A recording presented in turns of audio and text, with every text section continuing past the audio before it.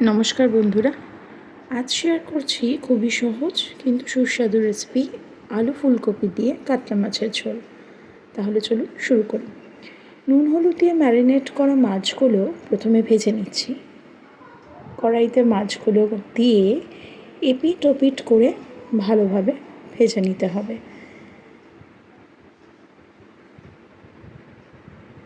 ভালোভাবে মাছগুলোকে এপিট ওপিট করে ভাজা হয়ে গেলে তারপর মাছগুলোকে আমি তুলে নেব।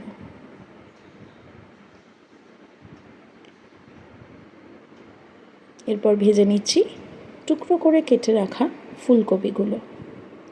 কড়াইতে ফুলকপির টুকরোগুলো দিয়ে একটু নাড়াচাড়া করে নিচ্ছি।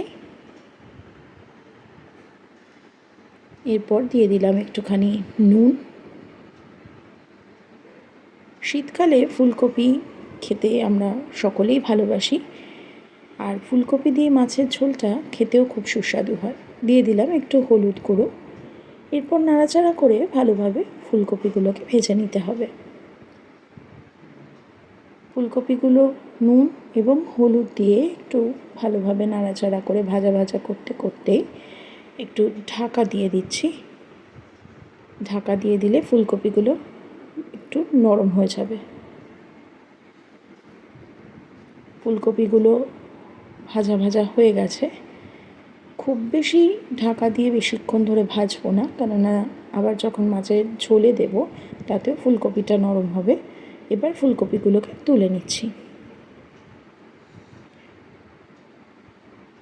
কড়াইতে দিয়ে দেবো এবার বেশ কিছুটা তেল, প্রয়োজন মতো। ফোড়ন দিচ্ছি তেজপাতা আর গোটা জিরে।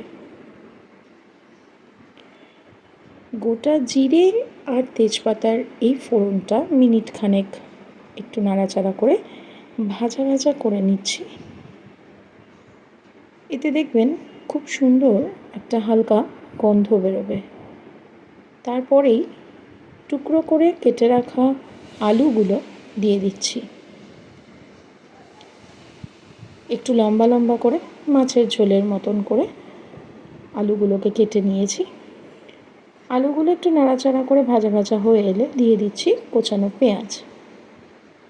পেঁয়াজ কুচি আর আলু তেলে নাড়াচাড়া করে ভাজতে ভাজতে দিয়ে দিচ্ছি সামান্য নুন। এতে পেঁয়াজটা একটু নরম হবে আর আলুর টুকরোগুলোতেও নুনটা ঢুকবে। একটু নাড়াচাড়া করে নিচ্ছি।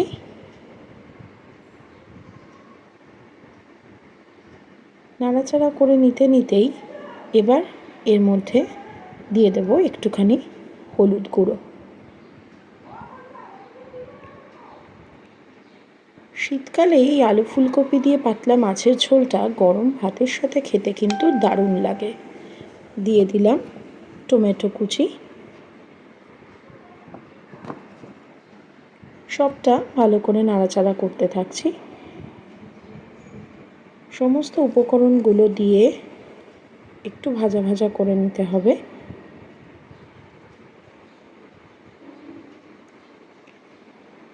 এরপর দিয়ে দিচ্ছি সামান্য একটু চিনি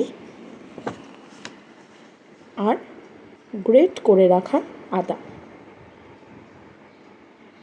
পেঁয়াজ কুচি, গ্রেট করা আদা, টমেটো কুচি সবটা একসঙ্গে একটু ভেজে নিয়ে আমি একটা বাটিতে হলুদ গুঁড়ো, লঙ্কার গুঁড়ো, জিরের গুঁড়ো, ধনের গুঁড়ো আর স্বাদ মতো নুন দিয়ে একটা পেস্ট বানিয়ে সেটা দিয়ে দিলাম। আর দিলাম বাটিটা ধুয়ে সামান্য একটু জল। এবার পালা মশলা কষানো। মশলাটাকে বেশ মিনিট 5 ধরে ভালো করে মাঝারি আঁচে কিন্তু কষতে হবে। মশলা ভালো করে কষানো হয়ে গেলে দেখবেন টমেটো, আদা এবং সমস্ত মশলার যে একটা কাঁচা গন্ধ থাকে সেটা কিন্তু চলে যাবে। আঁচটা খুব বেশি রাখবেন না, এতে মশলা পুড়ে যেতে পারে। মশলাগুলো ভালো করে কষিয়ে নিচ্ছি। সমস্ত উপকরণগুলো একসঙ্গে দিয়ে মাঝারি আঁচে কিন্তু মশলাটাকে কষতে হবে। দেখুন মশলাটা কিন্তু সুন্দর মতন কষে আসছে, তেল ছাড়তে শুরু করেছে অল্প অল্প করে। এই সময় দিয়ে দেব ভেজে রাখা ফুলকপির টুকরোগুলো।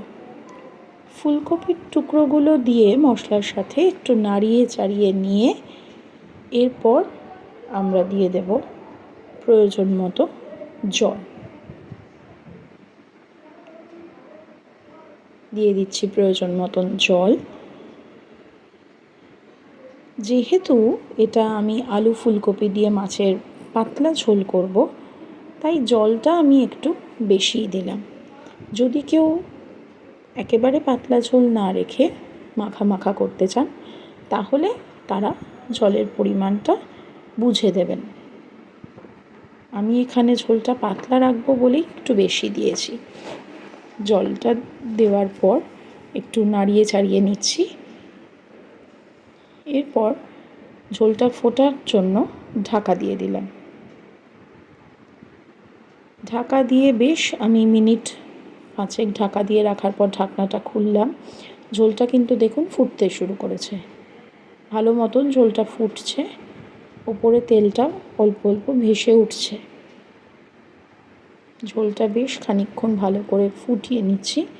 এই সময় আঁচটা একটু বেশি রাখছি, মানে একেবারে পুরোদস্ত আঁচে ঝোলটা টকবক করে ফোটাচ্ছি। ঝোলটাকে ভালো মতন যখন এরকম ফুট চলে আসবে, এর মধ্যে ভেজে রাখা মাছগুলো একে একে দিয়ে দিচ্ছি।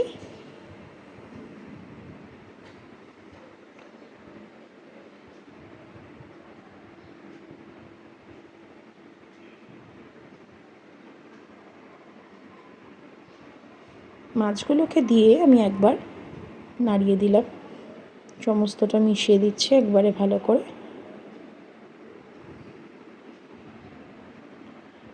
বেশ খানিকক্ষণ ঝোলটা ফুটলো। 3-4 মিনিট ফোটার পর দিয়ে দিচ্ছি গরম মশলার গুঁড়ো। আরেকবার একটু নাড়িয়ে দিলাম। গরম মশলার গুঁড়োর জন্য ঝোলের স্বাদটা কিন্তু বেশ বাড়বে। দেখুন ঝোলটা ভালো মতন ফুটে গেছে, তেলটা ওপরে একেবারেই ভেসে উঠেছে। আমাদের রান্না কিন্তু প্রায় শেষের পথে।